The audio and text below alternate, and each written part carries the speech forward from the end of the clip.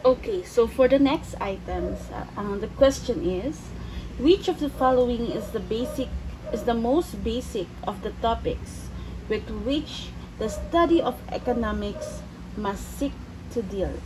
So, kung nakikita natin yung options natin, lahat ito is a concern or a topic or a field in economics.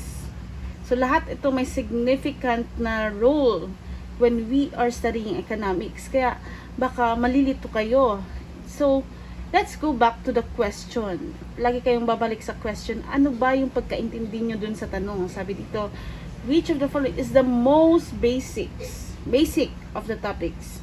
So, yung pinaka-basic na topic ang titignan natin na with which the study of economics must seek to deal.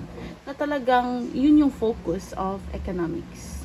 So, let's have elimination. Mag-elimination round tayo.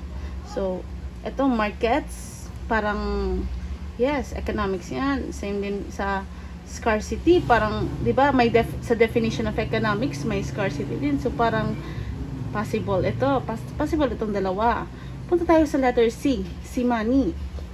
Diba? Diba yung money, it's a topic in macroeconomics. So, pwede natin yan na tignan mo na kasi parang isa ito sa mga posibleng hindi yung sagot. So, syempre yung money, crucial siya sa modern economies. So, in the modern economies, napakalaki ang role ng money. Ito yung starting point ng modern economy. Ito din yung money is also the medium. Ito yung medium of exchange. Kaya 'di ba, it is easier now to trade goods and services. So itong money, it was created to solve the problems that arise from a lack of resources. Pero hindi ito yung problem itself. So, i-eliminate natin si money. Next naman is profit seeking. So, itong profit seeking, ano ba to? Ito yung motivation ng mga businesses, ng mga entrepreneurs sa market economy. So, kumbaga,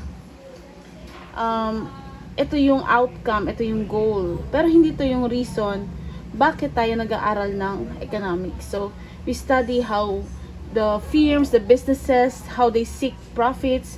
Pero, yung profit is not the most basic topic of the entire field. So, D is also incorrect. So, mali din to.